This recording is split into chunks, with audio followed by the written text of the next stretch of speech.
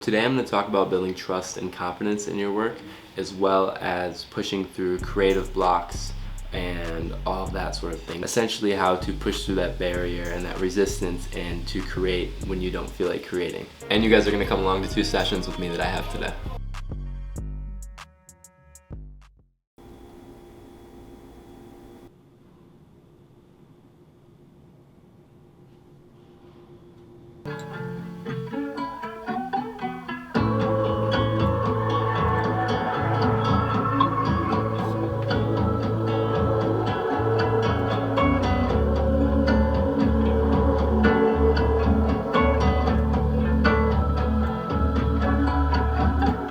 I'm having a hard time explaining the concept of this muse idea that I have. I kind of feel like I sound crazy when I talk about it. It is an interesting way of thinking, and it's something that I do. So I'm gonna try to lay it out as best as I can here.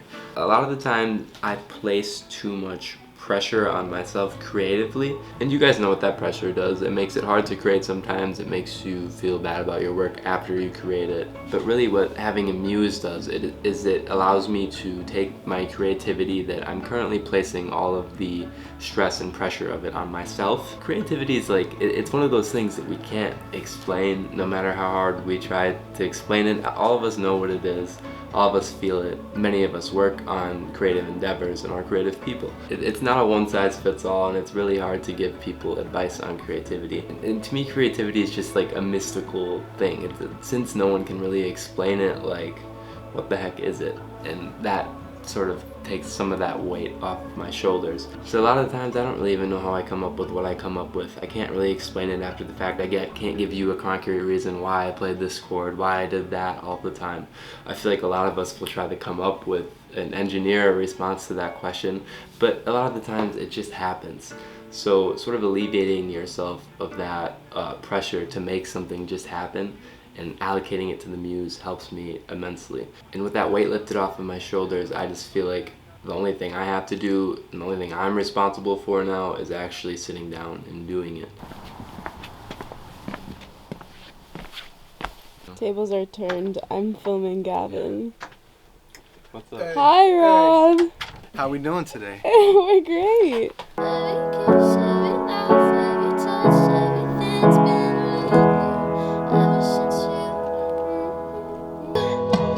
And nothing short down to the core. Can't remember a summer since I met you. The hardest part when you're not feeling inspired is just starting. I'm not feeling inspired, so I'm not going to do anything today. That isn't really an option when you're doing music full-time.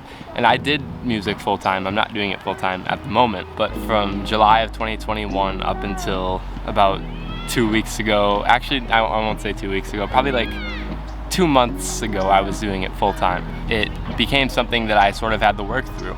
I don't feel the same sort of inspiration that I do with music anymore. It's different now. It's something that's more deeply rooted in myself that keeps me making it now, and I had to learn how to create through it. So once you start, 90% of the time, no matter what kind of mood you're in, at least for me, and about 90% of the time, no matter what mood I'm in, how I'm feeling, what time it is. I know time is definitely a thing that correlates with inspiration and stuff too. Like a lot of people feel inspired at night. It's sort of like breaking down those correlations. So I feel like you can create like barriers a little bit with yourself. At least for me, like I would like never create in the morning. My whole musical journey for like 4 years, there's maybe been like 5 instances where I've made something in the morning. And I kind of got like the thing going in my mind that if I'm creating in the morning, it's just not gonna be as good just because of the fact that it's being made in the morning. And there's really no correlation there. You can make cool sounding stuff at any time during the day. No matter how you're feeling, no matter how inspired you are, it's all about doing it and building up the skill set around it, and you'll be able to do it at any time in the day, whenever you want. It's just the hardest part is facing that resistance and initially starting it. That's something that you just got to be conscious of. Know that if you start, something will come from it. You'll be happy at the end of the process.